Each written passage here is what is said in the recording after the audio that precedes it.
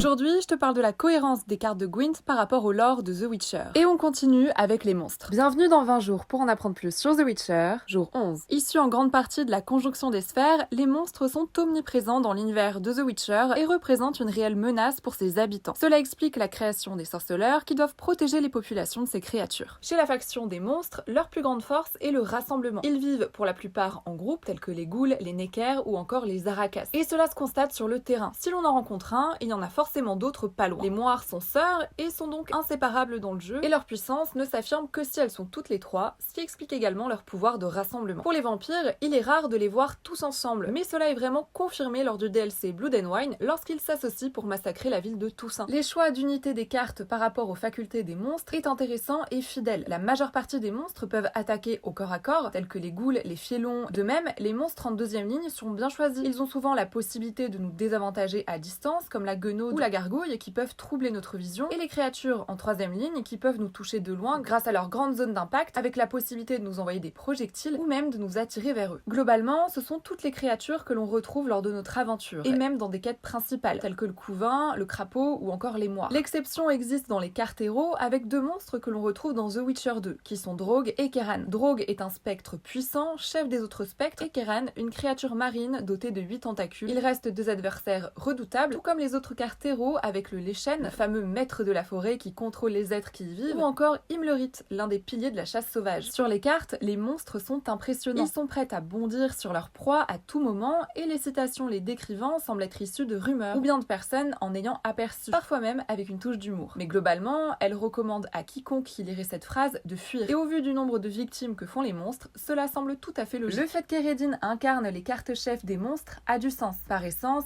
les monstres sont les ennemis des sorceleurs, et donc de Geralt. Mais ce ne sont pas les seuls qui en ont contre Geralt. Eredin est également son adversaire, puisqu'il souhaite lui aussi retrouver Ciri afin de se servir de son pouvoir. En fait, dans cette faction, on retrouve un peu tout ce contre quoi Geralt lutte. Certains monstres auraient selon moi mérité une certaine polyvalence, étant donné qu'ils peuvent nous toucher de loin comme de près, tels que les élémentaires, ou même tels que la Brooks, qui aurait pu même être espionne selon moi. Mais je m'explique, l'absence d'espions dans cette faction est compréhensible, étant donné que les monstres agissent par instinct. Cependant, certains monstres sont plus intelligents que d'autres, et c'est le cas avec les Brooks, telles Coriana, ou avec celles qui rôdent encapuchonnées dans les rues de Toussaint, qui peuvent montrer leur vraie nature si l'on s'approche trop près d'un trésor. Donc pour moi, ça aurait pu être un parti pris hyper intéressant. Je vous avoue parfois ne pas comprendre les choix des points pour certains monstres. Pour moi, les brumelins ont l'air tout aussi menaçants que des Brooks, et quand on les compare aux hommes des autres factions, les monstres semblent assez faibles séparément. Mais c'est là où c'est intéressant. D'une certaine manière, les monstres pourraient dominer le monde s'ils s'associaient, ce qui est visible à Toussaint avec la nuit des longs crocs. Et c'est bien ce que les cartes prouvent lorsqu'elles fonctionnent ensemble, particulièrement